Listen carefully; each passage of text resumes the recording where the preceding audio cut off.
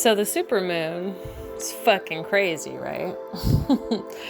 I'm sure most of you have been feeling the effects of this. Supermoon in Aries in 2023. I wanted to take a few minutes and do a short video covering this and what to expect.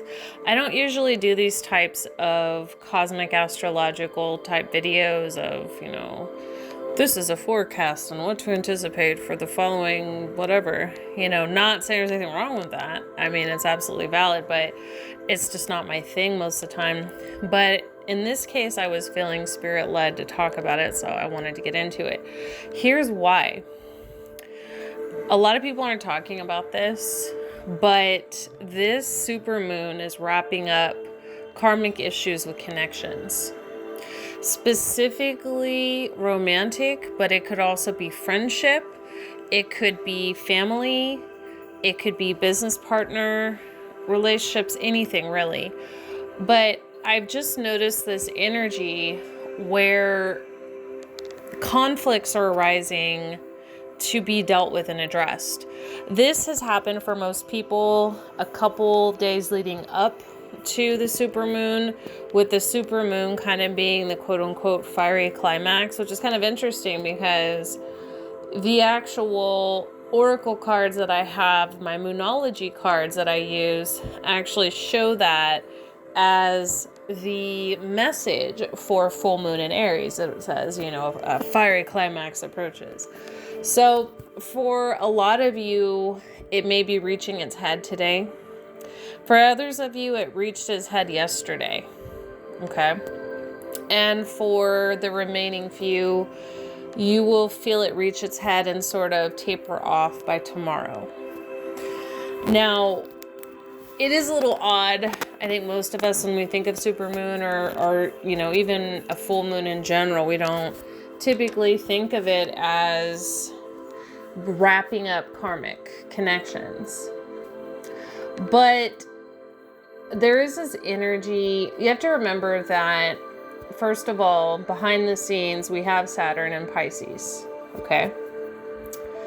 And with Saturn and Pisces, this is all about the strictness, the morality, the opinions of how relationships should be dictated, how interpersonal relationships should be dictated, how the collective should be dictated. There's a lot of unconscious energy here. Remember, the age of Pisces, which is, ending, we're transitioning to Aquarius, we have been for a while. This was all about Christianity. This was all about religious structure, morality. Really, Pisces symbolizes the unconscious. And I would go as far as to say it symbolizes the war within self between the unconscious and the conscious mind. So I say all of this to say that where this correlates with the supermoon in Aries, just to bring it back around, is when Saturn is in Pisces, a lot of these things are challenged. Belief systems are challenged. Personal philosophies are challenged. And yes, even karmic debt can be challenged.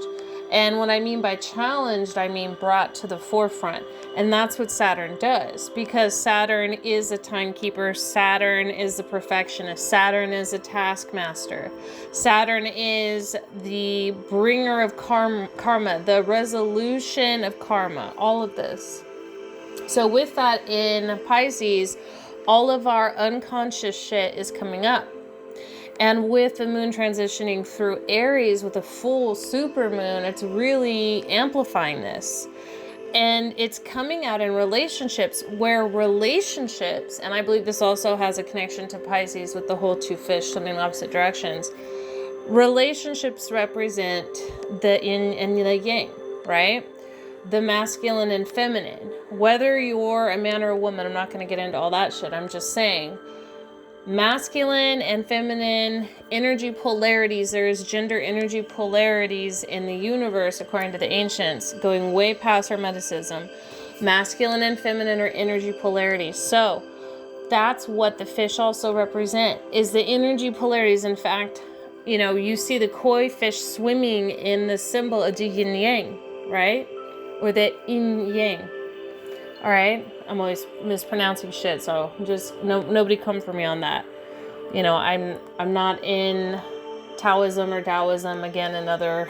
But anyway, so with that energy, that's what relationships are there for, is to be a reflection for you to look at your shit and work it out. Now, not every relationship is going to fulfill that role in your life. And when I mean relationship, I mean any connection. I'm not just saying romantic, although it can be, right?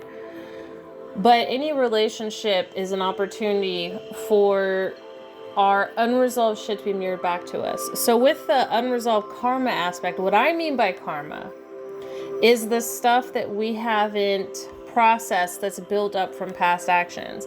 I don't mean it in a sense of morality. You know, even the original meaning in Hinduism has nothing to do with that shit. It has to do with all of like the built up energy from past choices. So if you've gone through past traumas, if you have a lot of motherfucking triggers, if you have a lot of unconscious patterns that maybe you're unaware of, or maybe you felt it was dealt with, a lot of that shit is coming up during this time via other people.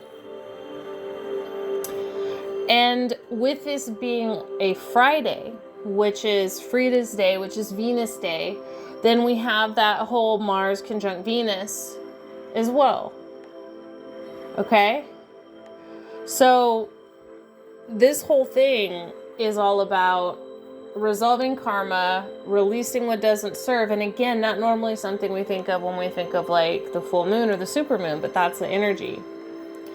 So for those of you who are on my Patreon, I actually gave you guys tips and tricks for how to work with the energies of the lunar transits, like using the zodiac to do it for cosmic activation, for basic meditation, for shadow healing, things of that nature. So I'm not going to go into that on YouTube, but I just felt it was necessary to address some of this stuff. So absolutely, you will notice karma's being resolved. And even if it's not happening in interpersonal relationships, you're going to notice some shit out in front of your face. At the same time, it's going to kind of feel like a release and a relief, especially if you use this time to look at shit. Because remember, the full moon is all about illumination. Okay? So instead of you having to go in and within like we do with the dark moon, which represents shadow work and it represents the shadow side, right? With the full moon, it's all about illumination. So you don't even have to be going within to see this shit. It's just going to be popping up around you. And if you're not recognizing it, like with direct conflicts in your interpersonal relationships, you know, ask yourself what is happening around you that's triggering you. What are other people doing that's triggering you? What are events happening that's triggering you? You know, circumstances is triggering you, and that's going to reveal to you what needs to be dealt with, like shadow triggers, trauma healing, karmic debt cleared, right? So that's what I have for you guys. Definitely take a resonance and leave the rest. If you'd like to book any kind of session with me, you may do so on my website. I'm actually going to be on vacation for several days, twice this month, but when you go to book, you'll see that there's plenty of openings. So yeah, definitely come say hi. Thanks for tuning in. Thanks for listening. Take care.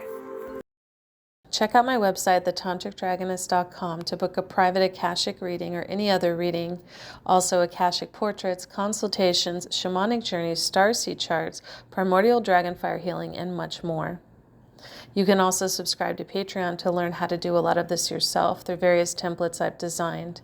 Activate Diamond Consciousness, Activate the Black Flame, Journey the Underworld, Tantric Healing and BDSM, Astral Projection and Power, Shields, Cloaks, Wards, Learning Light Language, Exclusive and Premier Readings, Soul Fragment Retrieval, Advanced Ancestral Work, Creating Your Own Shamanic Sanctuary, and much more. Thanks for your support, and stay tuned for future videos.